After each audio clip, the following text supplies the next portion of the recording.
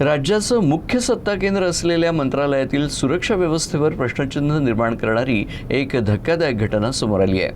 शिवसेनेचे नेते आणि राज्याचे मृद आणि जलसंधारण मंत्री संजय राठोड यांच्या मंत्रालयातील कार्यालयातून तब्बल 80,000 रुपयांची रोकड चोरीला गेल्याची माहिती खात्रीलायक सूत्रांनी दिली आहे। अतिसुरक्षित मानल्या जाणाऱ्या मंत्रालयात थेट मंत्र्यांच्याच दालनात चोरी झाल्यानं प्रशासकीय वर्तुळात मोठी खळबळ उडाली आहे। या चोरीच्या घटनेनंतर आता मंत्रालयातील नियमांवरून एक नवीनच राजकीय आणि प्रशासकीय चर्चा रंगू लागली आहे।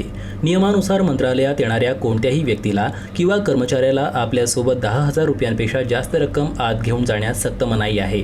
मुख्य प्रवेशद्वारावरच तपासणी दरम्यान तशा सूचना दिल्या जातात। असे असताना मंत्री संजय राठोड यांच्या शासकीय कार्यालयात तब्बल 80,000 रुपयांची एवढी मोठी रोकड आली कुठून आणि ती तिथे का ठेवण्यात आली होती, याबाबत आता उलटसुलट चर्चांना उधाण आलं आहे।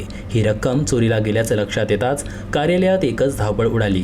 रात्री उशिरापर्यंत कसून झाडझाडती घेण्यात आली। मंत्रालयासारख्या VIP इमारतीमध्ये CCTV कॅमेऱ्यांचं मोठं जाळं असतं आणि चोख पोलीस बंदोबस्त असतानाही ही चोरी झाली। मात्र या चोरीच्या घटनेबाबत अद्याप कोणतीही अधिकृत पोलीस तक्रार दाखल करण्यात आली नाही। सध्या पोलिसात अधिकृत गुन्हा दाखल न करता तपास सुरू असल्याचा संशय व्यक्त केला जातोय।